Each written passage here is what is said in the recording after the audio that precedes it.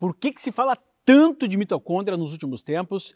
Afinal de contas, parece que a gente tinha esquecido que é lá que se produz os hormônios e esteroides, boa parte dos neurotransmissores, toda a energia do corpo vem sim de um bom funcionamento mitocondrial. As mitocôndrias envelhecem, elas controlam estresse oxidativo, elas auxiliam no controle inflamatório e como era algo tão distante, não haviam exames, ficavam algo assim, e tão complexo ser compreendido, tantos nomes complexos, a gente ficava assim, ela participa, mas isso a gente aprendeu lá nas aulas de biologia, deixa aquilo lá escondido. Hoje em dia só se fala nisso.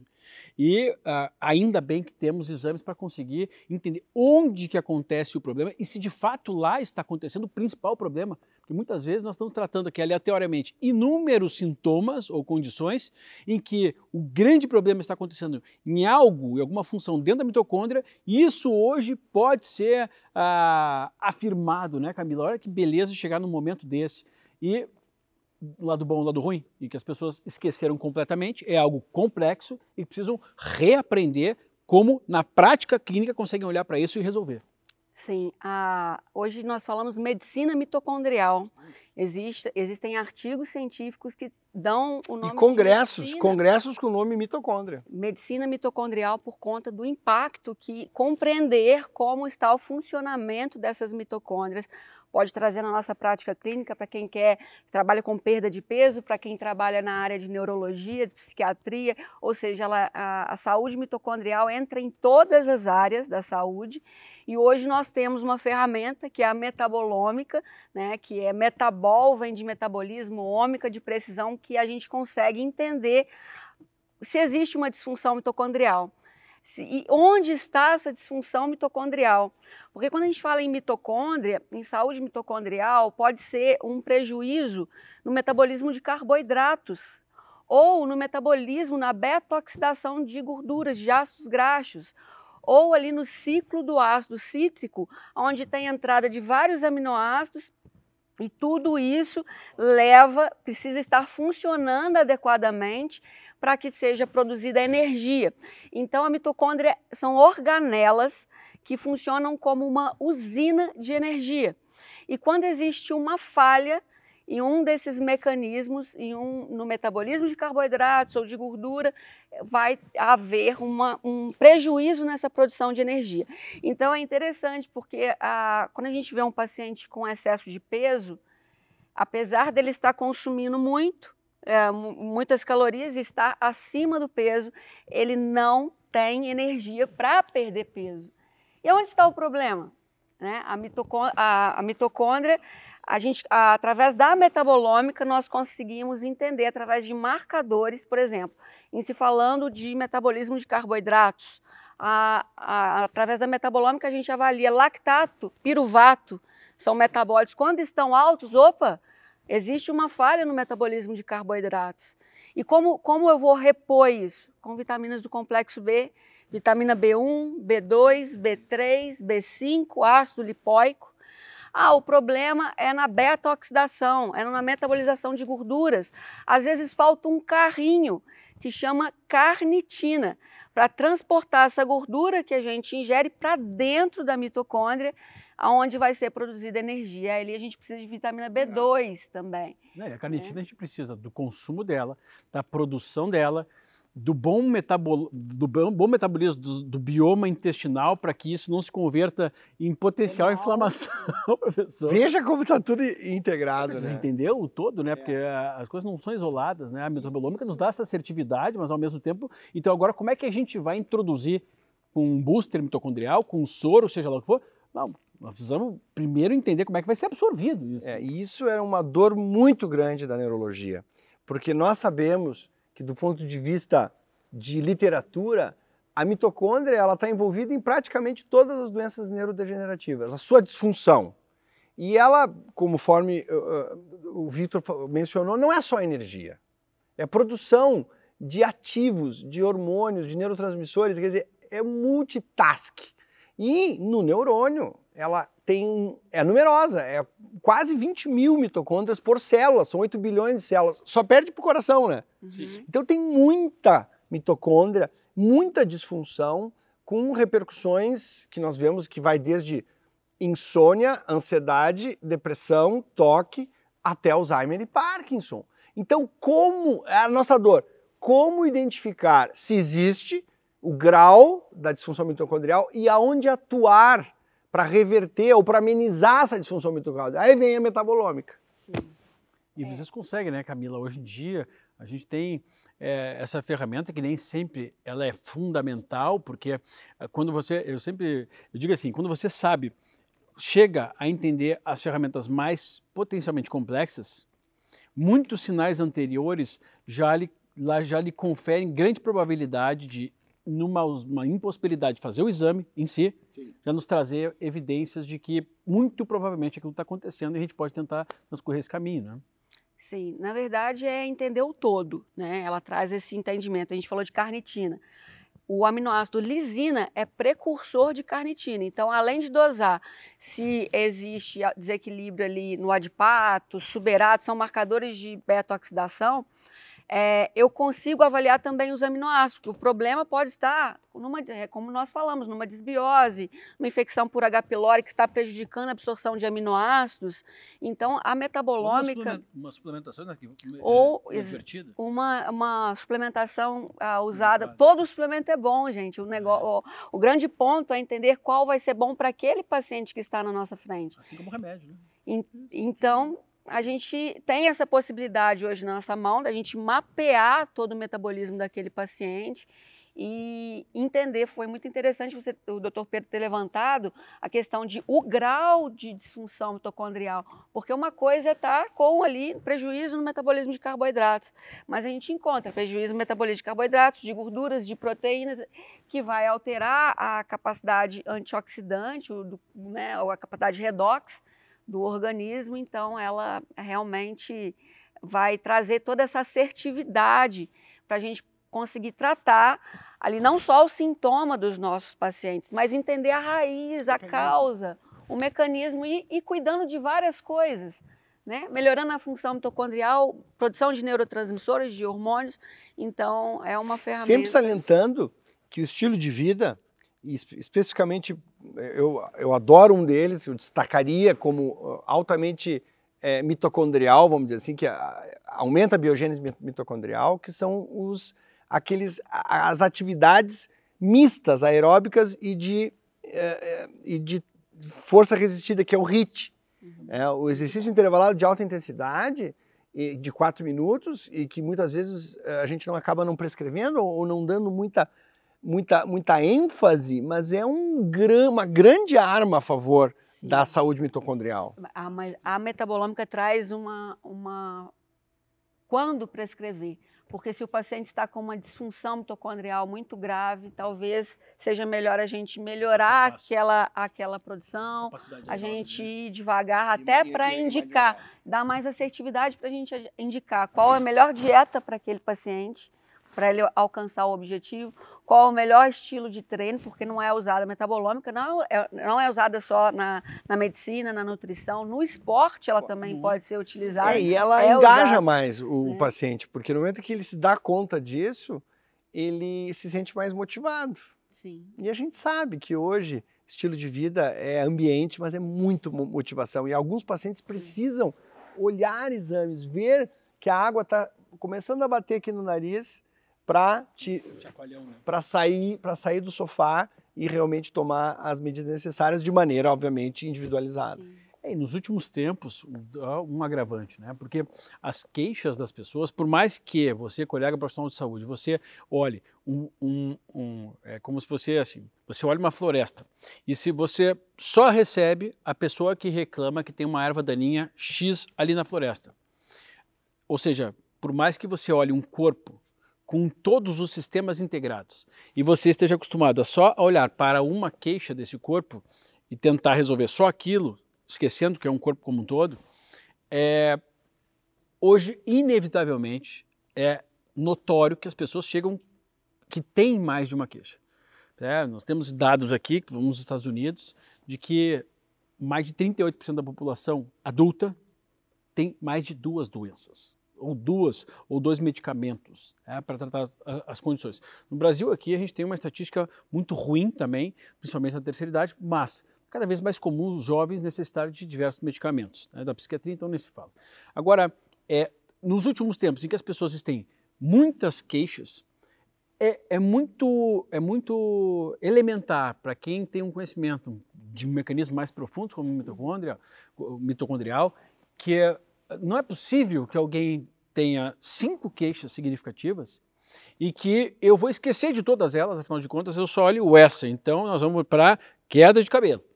A queda de cabelo está cada vez mais comum. E a pessoa vai lá e cria uma intervenção para aquela queda de cabelo, prejudicando outras funções, porque principalmente quando a intervenção é algo que interfira em hormônios, não é só um hormônio que eu vou reduzir, né? E não é só cabelo que existe no corpo. E eu crio outro problema, que daqui a pouquinho a pessoa tem uma outra queixa e procura um outro profissional. Então é muito comum que nestas queixas tão amplas que as pessoas tenham, que pelo menos o profissional, ele consiga capturar, assim, além disso que você veio tratar comigo, o que mais que você tem? Desde sono até composição corporal, até dores, me conta, até pele. Quais outras queixas que você está tentando tratar nesse momento? Tem que subir um sinal de alerta, que no momento que eu tenho ali queixas aumentadas, que tem cada vez mais comuns, poxa, eu tenho uma suspeita muito básica de que algo na fábrica como um todo não está funcionando bem. Não é isoladamente só o coração.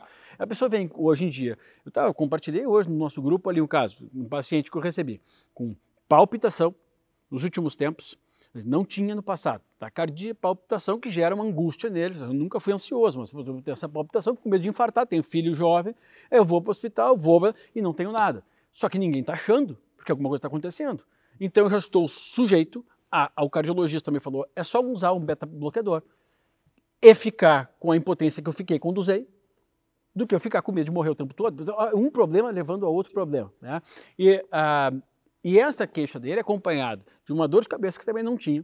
O cara está achando que está com alguma doença braba e que ninguém descobriu. Uma dor de cabeça que ninguém fala. Algumas alergias que também não o tinha. Inclusive medicamentos que usava anteriormente, ou suplementos, que não estão funcionando. Você pode agora estou tendo reação. Você tem que nos sucintar algo mais abrangente que esteja acontecendo e que, na ausência de um CID, de uma doença, não tem nome de doença. É alguma coisa de um mecanismo que é global que está acontecendo. Claro, nós não podemos reduzir tudo a mitocôndria. Não, no caso dele, nem isso. Mas é uma parcela considerável, porque todos os caminhos levam a Roma. Então, assim, a disfunção mitocondrial, na verdade, ele é um espelho, é um reflexo de muitas outras coisas que estão acontecendo. Eu vou trazer esse caso, inclusive, o diagnóstico, compartilhei hoje no nosso grupo, não sei se vocês viram lá. Eu vi. Uma intolerância histamínica, uma hiperativação mastocitária. Tá, essa hiperativação mastocitária vai ser difícil de tratar, que está absurdamente elevada a histamina e está com todos os sintomas possíveis. E para tirar a medicação, nós vamos ter que fazer uma alimentação adequada para ele, antistamínica, mais entrar com antistamínicos, ou seja, medicações mesmo, o que ninguém enxergou. Para apagar o incêndio. Exatamente, ninguém enxergou que tinha. E depois vamos ver como é que nós vamos regular de novo o corpo para não ter mais essa expressão. Bom, mecanismos internos, assim, ou seja, isso foi num teste de quê? Urinário, de metilhistamina urinária. E eu poderia fazer uma avaliação de atividade de Dow. E nem sempre vai estar alterado o teste urinário, e mesmo assim, com todas as suspeitas, eu vou tratar, e já aconteceu, tivemos uma melhora expressiva. Às vezes não tem nem polimorfismos tão significativos, a gente, poxa, mas mesmo assim a coisa está acontecendo. Esse é o valor hoje, de a gente enxergar o todo. Quando a gente fala de mitocôndria, claro que não só a mitocôndria, existem outros mecanismos que são gerais. E precisa ser pensado se algo está acontecendo. Mais do que a queixa que ele traz a você, estava com um dermatologista tratando urticária. Estava lá com um cardiologista tentando fazer de tudo para não ter a palpitação. A enxaqueca que criou-se, a dor de cabeça, usou de tudo, inclusive topiramato, que acabou trazendo uma... É a mesma armadilha que a psiquiatria caiu, quando atribuiu a maior parte das doenças a quedas de neurotransmissores. Mas nós temos que ver por que esses neurotransmissores estão reduzidos. A serotonina tem 16 causas. Mas, aliás... E que vai desde microbioma, passando por mitocôndria, inflamação, resistência insulínica e síndrome metabólica. Essa é uma coisa que não existe para mim há muito tempo. Mas hoje é pensar em cérebro ou em psiquiatria, principalmente, que não solicita um exame às vezes. Tá? Ou seja, bem-estar físico, mental, sem a gente ter alguns caminhos da metabolômica, porque a gente não mede neurotransmissor no cérebro. E a gente consegue ver metabólito urinário, ou seja, a gente consegue enxergar algumas coisas de forma completamente assertiva de falar assim, isso está acontecendo, a deficiência, o excesso, e esse é o motivo pelo qual isso está acontecendo, né, mano? Sim. Quando você trouxe esse caso, a gente pensa em disbiose, porque as bactérias podem produzir histamina, né? Um desequilíbrio ali. E às vezes fazendo, então, inclusive probióticos podem até potencializar isso, dependendo do probiótico. Exatamente. Se você coloca ali uma cepa boa no ambiente que aquela espécie já está aumentada, vai gerar um desequilíbrio. Querosene na fogueira. Então é muito perigoso. A metabolômica a gente consegue avaliar, além da função mitocondrial que nós falamos inicialmente, os metabólitos microbianos.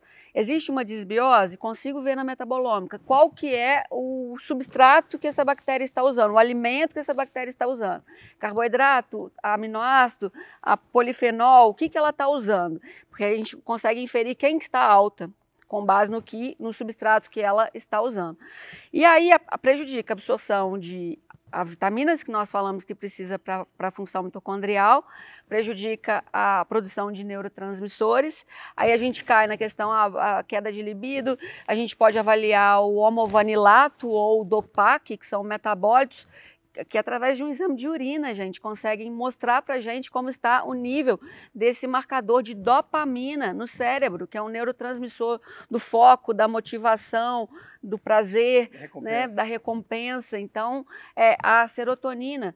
Como dosar a serotonina? Não dá para saber com assertividade como estão os níveis de serotonina dosando em exame bioquímico convencional.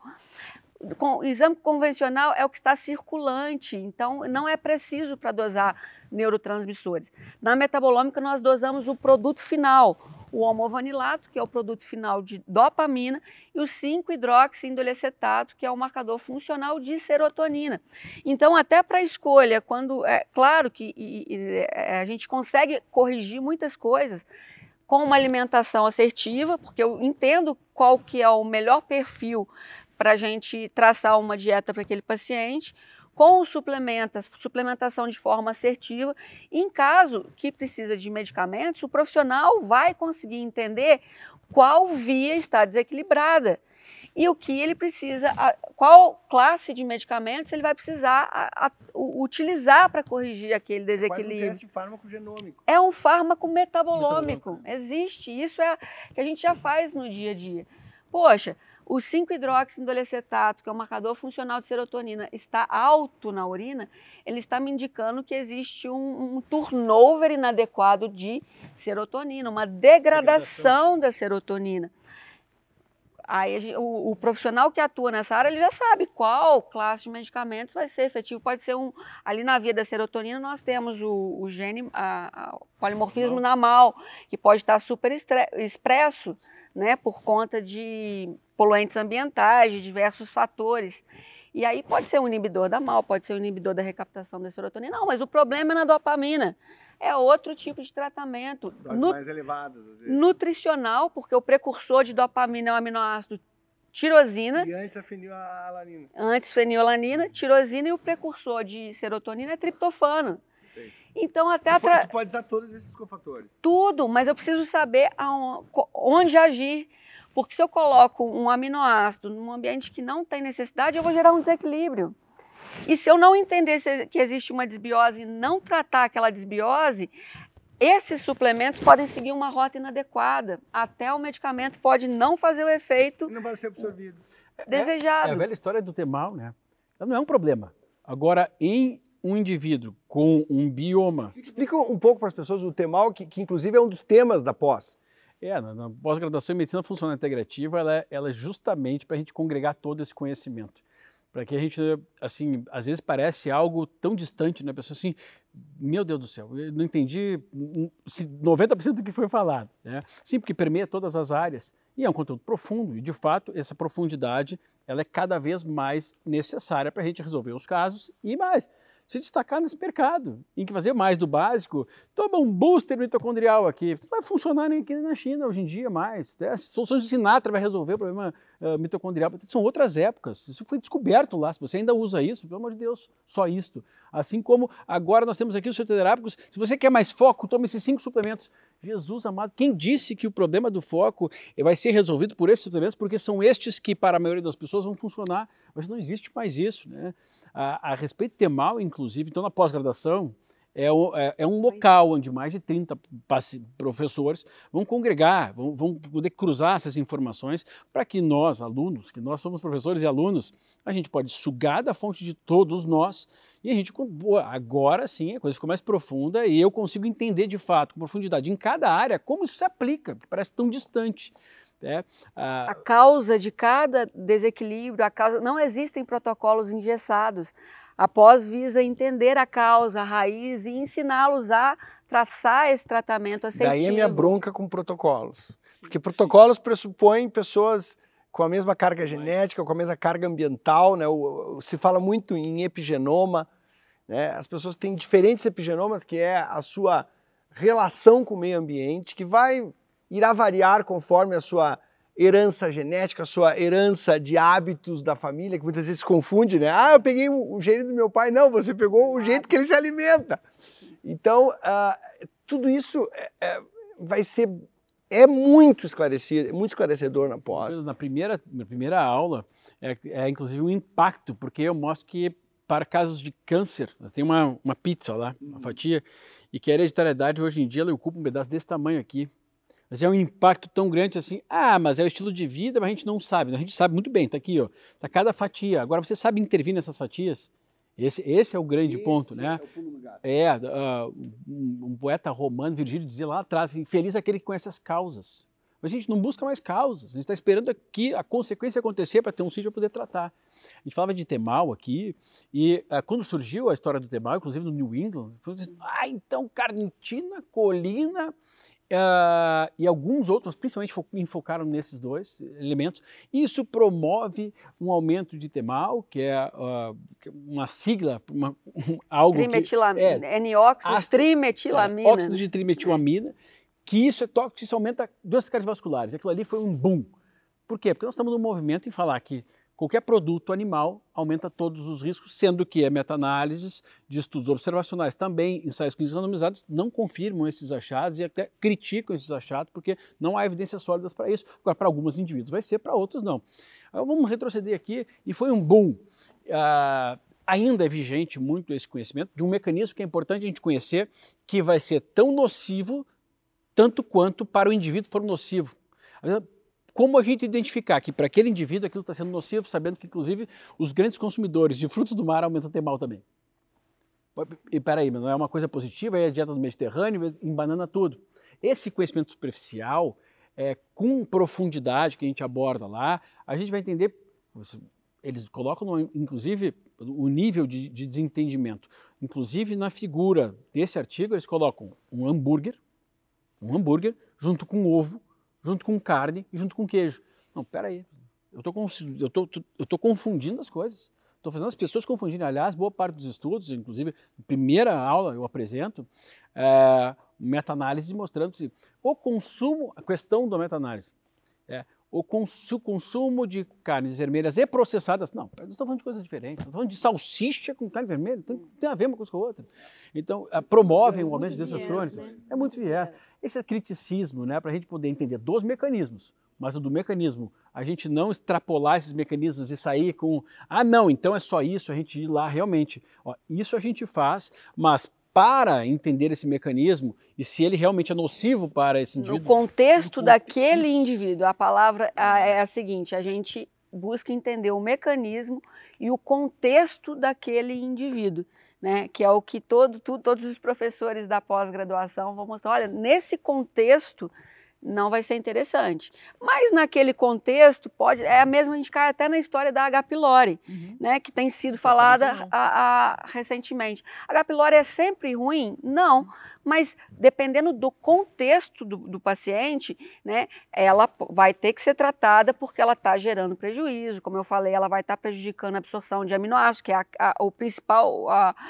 O problema principal da H. pylori é a absorção de aminoácidos, mais do que os sintomas gastrointestinais. Porque sem aminoácido não se faz neurotransmissor, não se faz hormônio, não se faz anticorpos. Então, o paciente, às vezes, está com queixas extra gastrointestinais, está com queixas de ansiedade, de sono, de pânico, né? Não está fazendo neurotransmissor, né? Então, assim, quando a gente pensa em H. pylori, trazendo aqui para a questão de contexto, em algumas pessoas ela vai estar presente e está tudo bem. Não vai, é um habitante. Tá tudo bem, não está causando prejuízo nenhum. Em outros pacientes pode ser avassalador.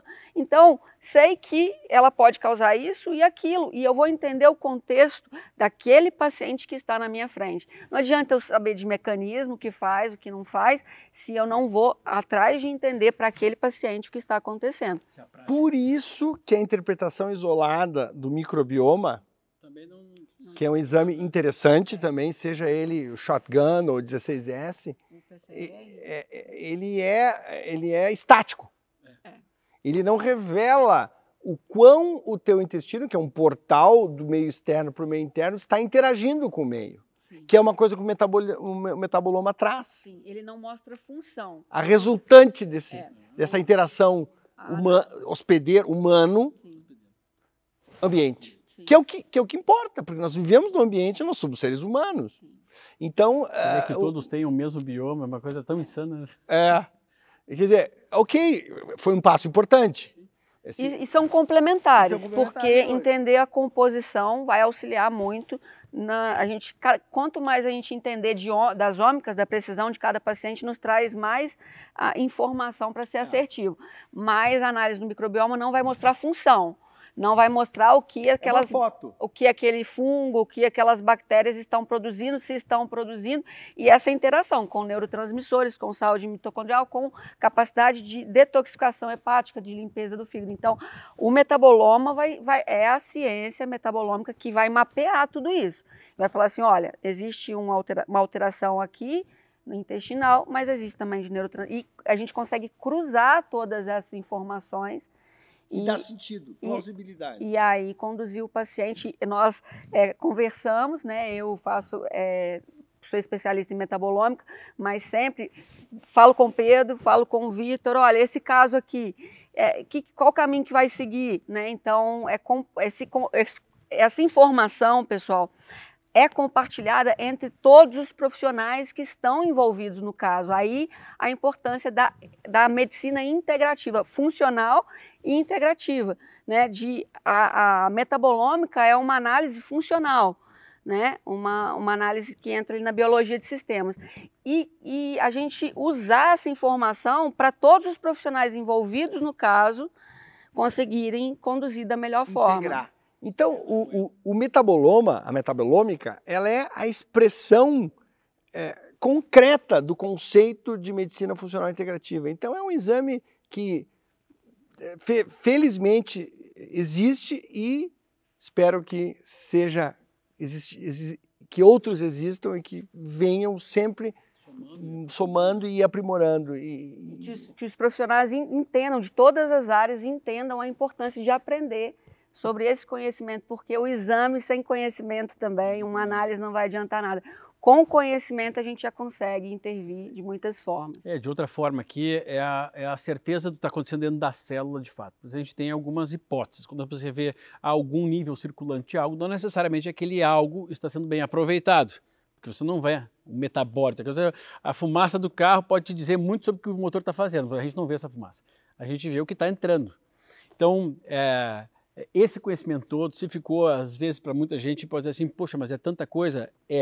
Se você não entendeu, você da área da saúde, é porque tem muita coisa que você pode acessar e é uma oportunidade única dentro da pós-graduação em Medicina Funcional Integrativa, é aprender cada um desses passos. Com o neurologista quais são os elementos cruciais para entender muito bem o cérebro, o psiquiatra vai falar disso, o nutricionista vai falar de bioma intestinal, de como modular o sistema digestivo, com o gastroenterologista, com o endocrinologista, quando a tireoide participa desse processo, ou uma terapia de reposição hormonal pode ser mal conduzida ou mal convertido aqueles hormônios por conta do bioma intestinal, inclusive, que faz uma remetabolização dos estrogênios. Como a gente tem mais segurança daquilo que a gente faz, como a gente pode aumentar o nosso leque de resultados e de ferramentas para que a gente atenda melhor, cada vez melhor, os nossos clientes, com mais segurança do que a gente faz e com mais eficácia. E é uma oportunidade, então, única de fato, poder sugar com todos estes, tudo aquilo que eles têm de tão nobre para nos ensinar dentro da pós-graduação em Medicina Funcional Integrativa, que é a única pós-graduação em Medicina Funcional Integrativa do Brasil e como vocês sabem, as vagas são limitadas, já estão finalizando, terminando tão rápido sim, e a gente tem então esta oportunidade passando na sua frente aqui. Quero entender aquilo ali, poxa, eu não entendo nada, vai ser distante. Cada um aqui falando isso lentamente, com todos os slides, com toda a explicação possível, pensando em alguém do outro lado, que possivelmente pode ser que não entenda nada daquilo. Então ele precisa de todo o caminho. Esse caminho nós estamos lá assegurando-lhes.